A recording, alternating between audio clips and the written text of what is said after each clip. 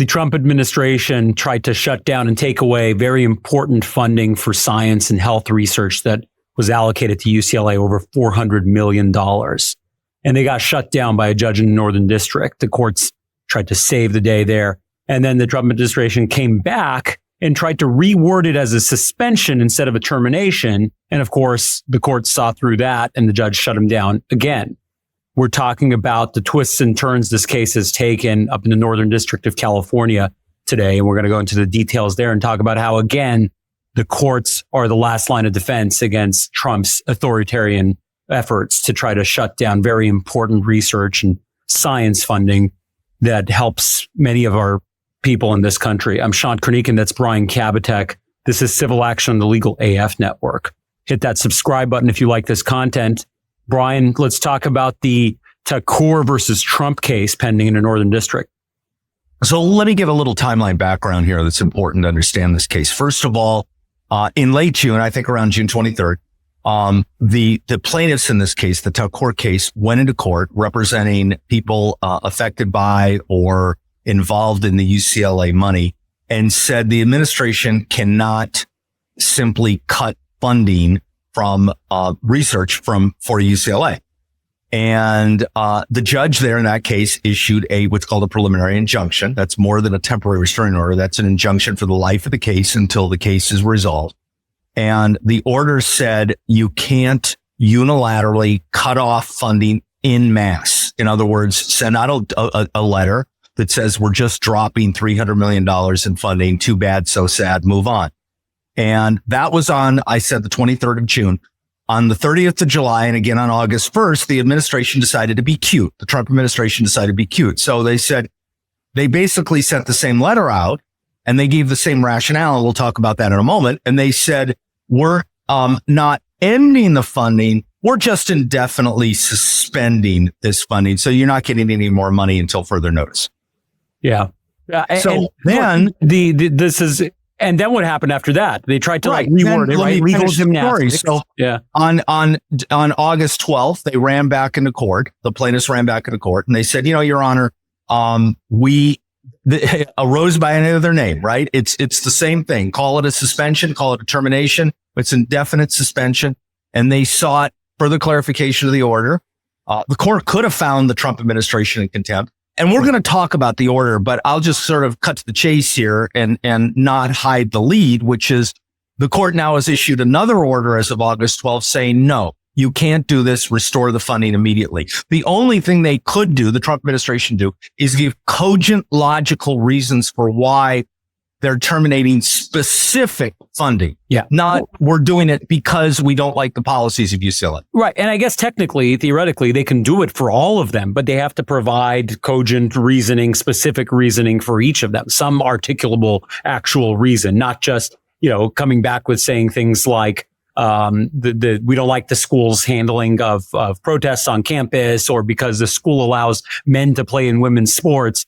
That's not why. It has to be related to, and it has to be specific to the programs that they're trying to suspend or cancel or whatever word they want to slap on there. But before we dive into the orders and the specifics of the orders in the case, I want to talk about how petty the reasoning is behind canceling this stuff. I mean, they weren't happy with UCLA's handling of pro-Palestinian protests on campus, so they just try to retaliate. I mean, again, without much commentary on the actual viewpoint that the protests were expressing, it's just sad and wrong, and I think dangerous, more importantly, for the administration to shut down funding like this because of what is basically political speech. We don't like the viewpoint that you allowed to be expressed on your campus, so that's it. We're taking away important funding, life-saving funding. Some of this stuff is cutting-edge research, and where are we going to draw the line? How soon are they going to cut off funding because there was a pro-Democratic Party rally on campus or an anti-Trump rally on campus?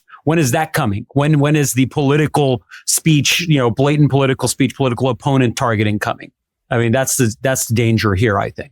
So let's take a little dive for a minute into what some of this funding is for. And now there's some evidence that some of the funding related to climate change, which we know that the Trump administration doesn't believe. They don't believe that.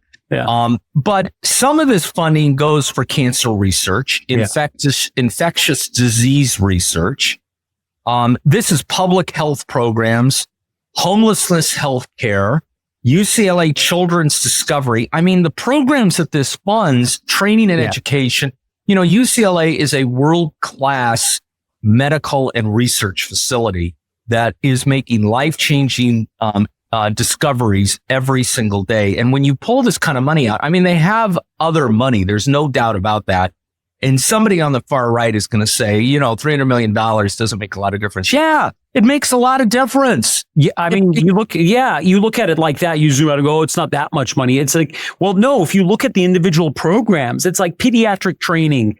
There's so much. I mean, take your pick, like mobile stroke unit and stroke rescue program. I mean, these are actual programs that save lives. This isn't just like some ivory tower research where it's just something in theory. A lot of these are, in fact, they're programs aimed at taking clinical research and lab results and applying them into patient treatment. This is where kind of the rubber meets the road. You make progress in a lab, and then how do you effectuate that or implement that in actual treatment of a human being that's injured? And that's what these programs do. And to just cut off their funding because you weren't happy with a political view that you allowed to be expressed on campus. I mean, that's just wild. I mean, for a good reason, the judge ultimately found that you can't do that. You need to have some tie. You can't just blanket punish an institution because you're not happy with something that they did. Right. And to put it in proper context, this affects 800 programs at UCLA. 800 programs were lost their funding, or in the words of the Trump administration, had it temporarily suspended. So the judge's decision, I said this before, stopped short of finding the administration in contempt, which I think is unfortunate because I think you need to start having specific findings in cases that the administration's acting in contempt of court order.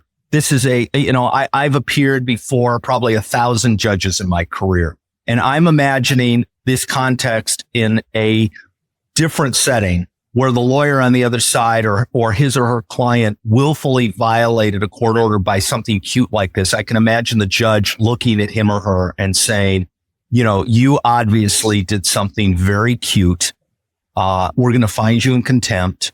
We're going to sanction you, or we're going to make specific findings. And the court stopped short of that.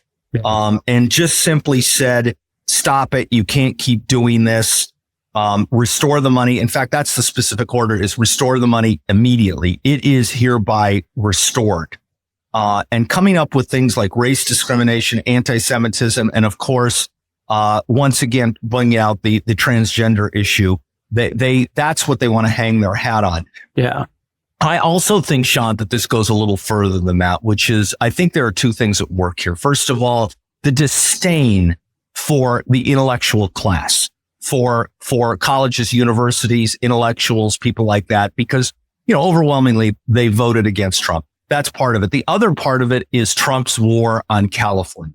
Yeah. I think, you're right. It's sort of a two-pronged thing. Look, my final thought on this is, again, another example of a court having to come in and save the day here and try to be the safeguard against the threat to democracy that this really is. Because let's look at it for what it is. You're exactly right. Going after intellectuals, going after education, because he knows that, his party it suffers when you have more educated people participating in the political process. Trump, at least, is going to lose support. So he, of course, wants to go after the big institutions, after universities. And of course, he wants to go after California. He hates us over here. He's at war with us. He wants to liberate us, or whatever that means.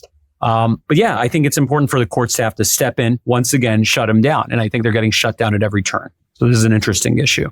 I'm Shant Karnikian. That's Brian Kabateck. This is Civil Action on the Legal AF Network. If you like this content, hit that subscribe button. We love to hear your feedback. We love to hear your thoughts. If there's an interesting issue out there or a case that you've read about, share that with us, and we'd be happy to share our analysis and thoughts on it.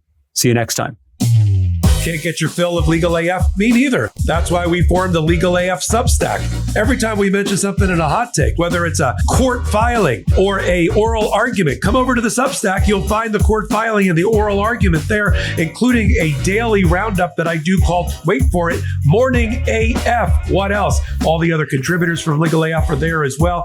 We got some new reporting. We got interviews. We got ad-free versions of the podcast and hot takes. Where? Legal AF on Substack. Come over now to free subscribe.